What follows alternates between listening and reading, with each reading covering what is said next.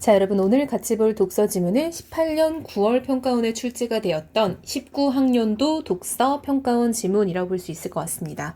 글은요, 어렵지는 않고요. 인문, 사회, 예술의 어떤 복합 지문이라고 봐도 될 것 같아요. 그쵸? 왜냐면 이게 약간 좀 소비나 이런 것들은 경제에서 조금 다루는 거고, 영화는 예술에서 다루는 거고요. 그쵸? 그리고 이제 좀 철학적인 것들도 좀 들어있기 때문에 여러 가지 영역이 융합되어 있는 지문이고요. 어렵지는 않아요. 전혀 어렵진 않은데 지문이 되게 길어요. 옛날 지문이다 보니까 지문이 좀 길고 정보가 조금 대립되는 정보들이 계속 나올 거기 때문에 쌤이 색깔 구분을 좀 해줄게요. 우리 친구들도 딱 그 대립되는 서로 다른 학파의 주장들을 모아가는 것만 잘 보면 좋을 것 같습니다. 근대 도시의 삶의 양식은 많은 학자들의 관심을 끌어왔다. 그럼 여러분 이 글은요. 근대 도시의 삶의 양식에 관한 글일 수 있겠구나. 당연히 생각할 수 있겠죠. 오랫동안 지배적인 관점으로 받아들여진 것은 삶의 양식 중 노동 양식에 주목하는 생산학파의 견해였다. 자, 여러분, 생산학파는 노동 양식에 주목을 하고 있대요. 생산학파는 산업혁명을 통해 근대도시 특유의 노동 양식이 형성되는 점에 관심을 기울였다. 그들은 생산학파죠. 우선 새로운 테크놀로지를 갖춘 근대 생산체제가 대규모의 노동력을 각지로부터 도시로 끌어모으는 현상에 주목했다. 그쵸, 여러분? 우리나라도 산업화라는 게 있을 때 이촌 향도를 통해 도시로 사람들이 모여들었잖아요. 근데 물론 이 이제 산업혁명, 산업화 이런 것들은 서양에서는 훨씬 빨리 이루어졌죠. 우리나라는 1970년대쯤으로 보이지만 이제 뭐 영국이라든지 이런 이제 서구 사회에서는 훨씬 빠르게 진행이 됐었어요. 또한 다양한 습속을 지닌 사람들이 어떻게 대규모 기계의 리듬에 맞추어 획일적으로 움직이는 노동자가 되는지 탐구했다. 즉, 생산학파의 관심은요, 새로운 기술이 근대 생산체제의 대규모 노동력을 도시로 끌어모으는 현상, 그리고 이러한 대규모의 기계의 리듬에 맞춰서 획일적으로 움직이는 노동자가 되는 것, 이런 것들에 관심이 많았대요. 예를 들어, 예시죠? 미셸 푸코는, 여러분 이 사람도 진짜 유명한 사람이에요. 그쵸? 이 미셸 푸코는 이제 뭐 좀 약간 감옥에 관한 글도 있고 이래서 되게 이 사람도 여러모로 독서 지문에 자주 출제되는 사람이에요. 노동자를 집단 규율에 맞춰 금용 노동을 하는 유순한 몸으로 만들어 착취하기 위해 어떤 훈육 전략이 동원되었는지를 연구했대요. 또한 생산학파는 노동자가 기계화된 노동으로 착취당하는 동안 감각과 감성으로 체험하는 내면 세계를 상실하고 사물로 전락했다라고 생각했대요. 즉, 이 노동자들은요, 노동을 하는 사이에 내면 세계를 상실하면서 결국은 사물화되었다라고 봤대요. 이렇게 보면 근대 도시는 어떠한 쾌락과 환상도 끼어들지 못하는 거대한 생산 기계인 듯하다라고 돼 있죠. 이렇게 보면은 여러분 어떻게 보는 거야? 생산학파의 의견으로 보면 이렇게 볼 수 있겠죠. 이에 대하여, 여러분 이는 뭐예요? 생산학파의 의견에 대하여 이렇게 볼 수 있겠죠. 소비학파는 여러분 이제 소비학파가 나오고 있습니다. 근대 도시인이 내면 세계를 상실한 사물로 전락한 것은 아니라고 하면서 생산학파를 비판하였대요. 이 지점에서 서로 대립되고 있다라는 거 보이죠. 자, 이렇게 예를 들어, 자, 또 예시입니다. 콜린 캠벨은 이제 대표적인 소비학파 사람이겠죠.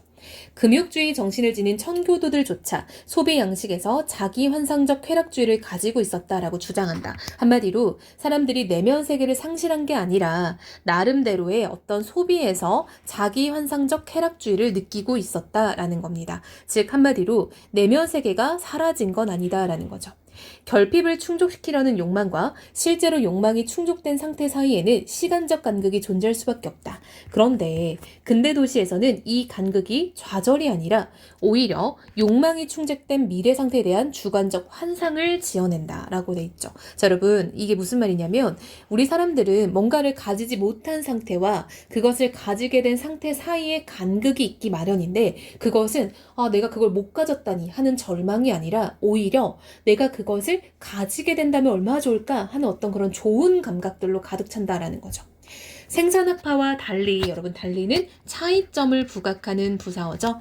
캠벨은 새로운 테크놀로지의 발달 덕분에 이런 환상이 단순한 몽상이 아니라 실현 가능한 현실이 될 것이라는 기대를 불러일으킨다라고 봤다는 거죠. 자, 여러분 보세요.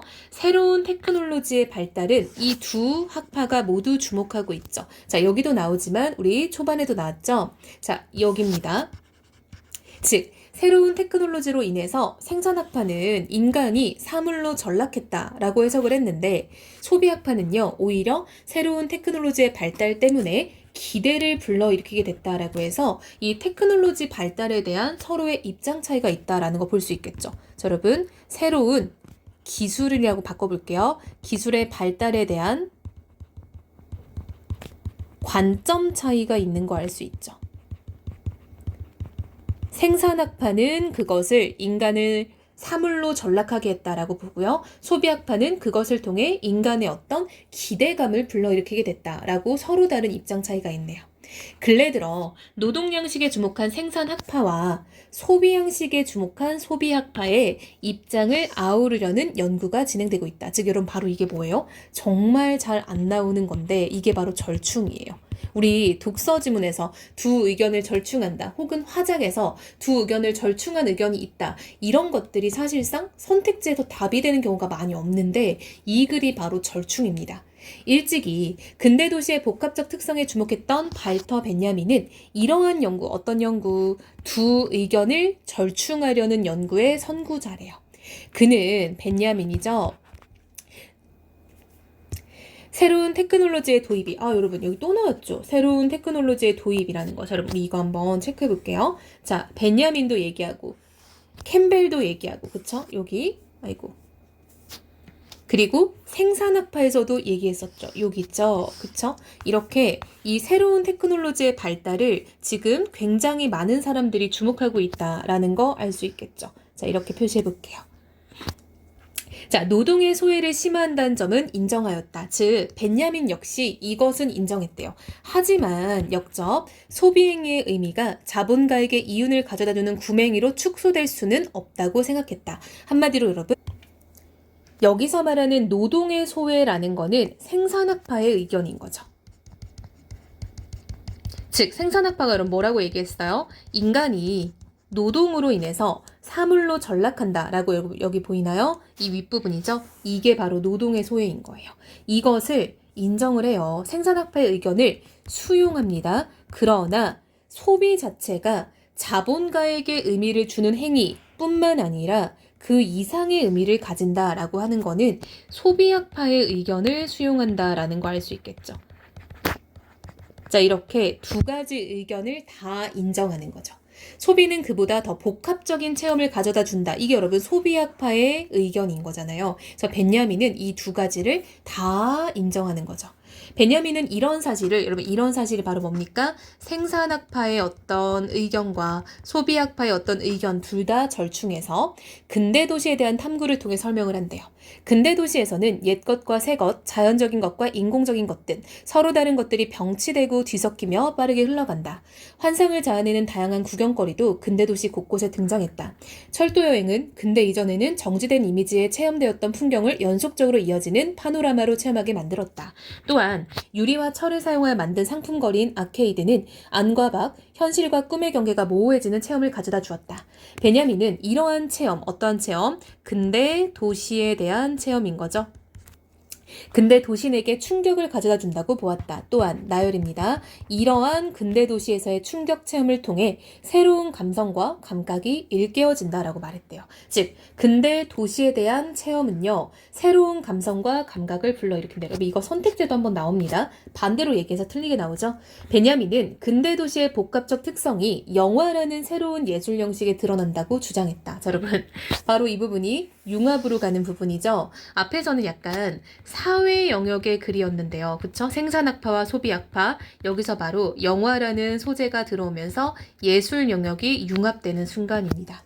19세기 말에 등장한 신기한 구경거리였던 영화는 벤야민에게 근대 도시의 작동 방식과 리듬에 상응하는 매체다.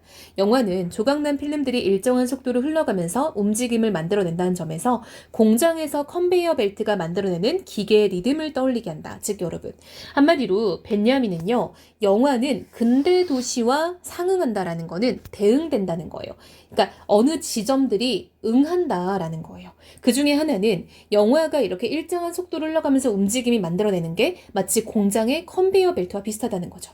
또한 관객이 아닌 카메라는 기계장치 앞에서 연기를 하는 배우나 자신의 전문 분야에만 참여하는 스태프는 작품의 전체적인 모습을 파악하기 어렵다. 이것은 분업화로 인해 노동으로부터 소외되는 근대 도시인의 모습이 영화 제작 과정에서도 드러난다라는 거죠. 자, 여러분 우리 한번 체크를 해볼게요. 즉 영화가 조각난 필름들이 일정한 속도로 흘러가면서 움직임을 만들어낸다는 점에서 공장의 컨베이어 벨트가 만들어내는 기계의 리듬과 유사하고요. 두 번째는 결국 카메라라는 기계장치 앞에서 배우나 어떤 스태프들이 작품의 전체적인 모습을 파악하기 어려운 것이 분업화로 인해 노동으로부터 소외되는 근대 도시인의 모습과 유사하다라고 봤던 거예요. 하지만 역접이죠.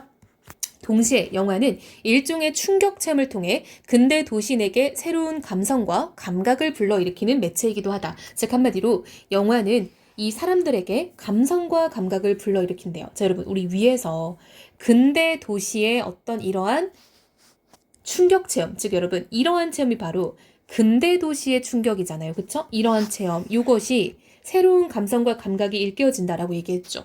즉, 이 근대 도시에 대한 것이 이 사람들에게 감성과 감각을 일깨운 것처럼 영화 역시 그러하다라고 얘기를 하고 있죠. 예측 불가능한 이미지의 연쇄로 이루어진 영화를 체험하는 것은 이질적인 대상들이 복잡하고 불규칙하게 뒤섞인 근대 도시의 일상 체험과 유사하다. 여기서 딱 정리했죠. 즉 영화를 체험하는 것은 근대 도시의 일상 체험과 유사하다. 이렇게 간단히 보면 되겠죠. 서로 다른 시공간의 연결, 카메라가 움직일 때마다 변하는 시점, 느린 화면과 빠른 화면의 교차 등 영화의 형식 원리는 정신적 충격을 발생시킨다. 영화는 보통 사람의 육안이라는 감각적 지각의 정상적 범위를 넘어선 체험을 가져다 준다. 베냐민은 이러한 충격 체험을 환각, 꿈의 체험에 빗대어 시각적 무의식이라고 불렀다. 관객은 영화가 제공하는 시각적 무의식을 체험함으로써 일상적 공간에 대한 새로운 의미를 발견하게 된다. 영화관에 모인 관객은 이런 체험을 집단적으로 공유하면서 동시에 개인적인 꿈의 세계를 향유한다. 즉 한마디로 영화라는 거는 사람에게 시각적 무의식이라는 어떤 충격 체험을 주고요. 이것을 집단적으로 공유하게 된다라는 거죠. 근대 도시와 영화의 체험에 대한 베냐민의 견해는 생산학파와 소비학파를 포괄할 수 있는 이론적 단초를 제공한다. 그쵸? 포괄이라는 건 여러분 둘 다 가지고 있다. 절충하는 느낌인 거죠. 자, 이어서 볼게요. 베냐민은 근대 도시인이 사물화된 노동자이지만 여러분 이거는 바로 생산학파의 의견이죠. 그 자체로 내면 세계를 지닌 꿈꾸는 자이기도 한다는 사실을 보여주는 것이다. 즉 이건 소비학파의 의견인 거죠. 베냐민이 말한 근대 도시는 착취의 사물 세계와 그쵸 이 착취의 사물 세계는 생산학파의 이야기고요. 꿈의 주체 세계 이거는 이제 소비학파의 이야기죠. 두 개를 다 포함하고 있다고 보는 거죠. 이렇게 정리해 줍니다. 베냐민의 견해는 근대 도시에 대한 일면적인 시선을 바로잡는 거. 여러분 자 일면적인 시선을 누구 그쵸 생산학파와 소비학파의 시선인 거죠. 즉 이들은요 각각 자기 것만 맞다라고 얘기를 했었잖아요. 근데 이 두 학파의 의견을 종합하여 양면적으로 바라보게 됐다라는 도움을 준다는 건 의의가 있다라고 해석을 할 수 있겠죠.